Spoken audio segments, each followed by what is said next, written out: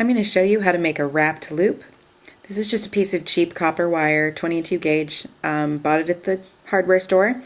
You want to practice this probably 10 or 20 times until you're comfortable with it before you start trying it on something that's more expensive. So you want to go down about 1.5 inches or so on your wire and make a bend that's a little less than 90 degrees. And I'm going to use my thumb on my finger. So just wrap that around.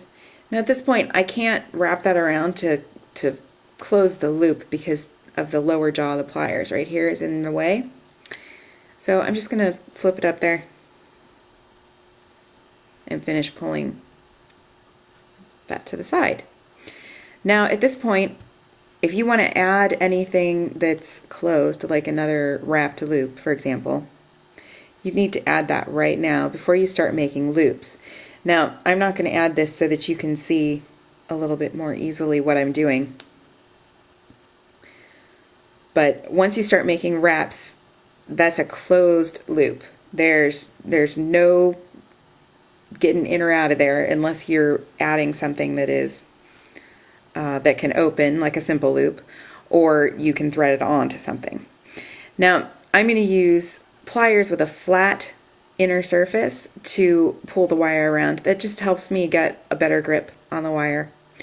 So these are bent nose. You could also just use flat nose.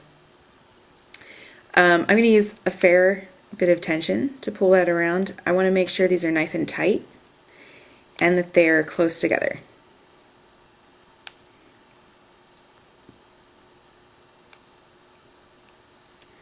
So that's 2 loops around. At this point, this is really secure. Nothing is going to get in or out of there.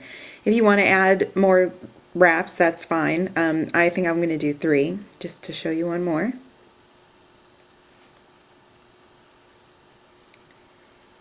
There we go. So you're done wrapping, and now you just have to cut off that end. You want to cut it off as close to the wraps as possible. If you can do it at a little bit of an angle, that's also good.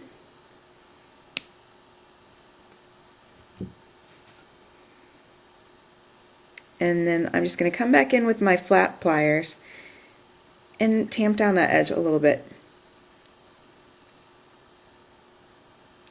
just to make sure it's not going to stick out and poke me. And then you can just straighten that back out a little bit. There we go. So there's one wrapped loop. Now I'm going to add a bead to this and show you a wrapped loop on top of the bead here again. Now the only thing that is a little different here is that this time you have to make sure you leave enough space between the bead and the loop for your wraps. And I do that just by putting the tip of my pliers in there like that. That should be enough space for 3 wraps, excuse me. Bend your wire back.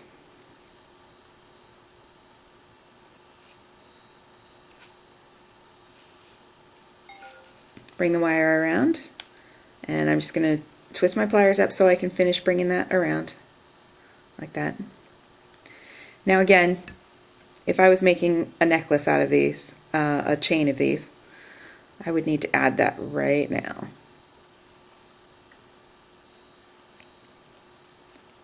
So they'll be together once I start wrapping.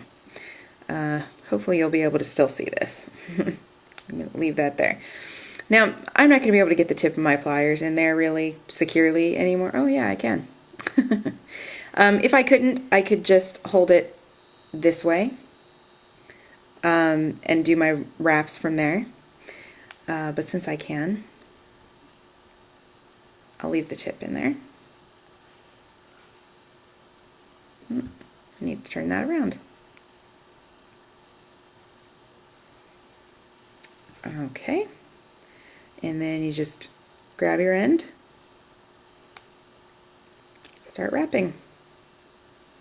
Remember, you want to keep it nice and tight.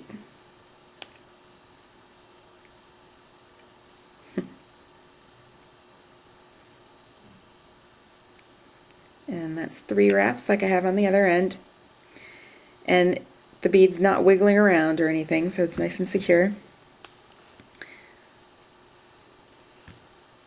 Now I'm just going to get in there as, turn this around, I'm going to get in there as close as I can with the cutters.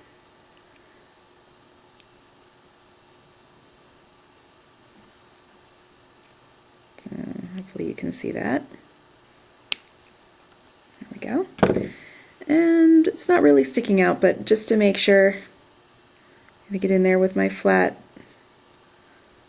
pliers and just tamp that down a little bit. And there you go.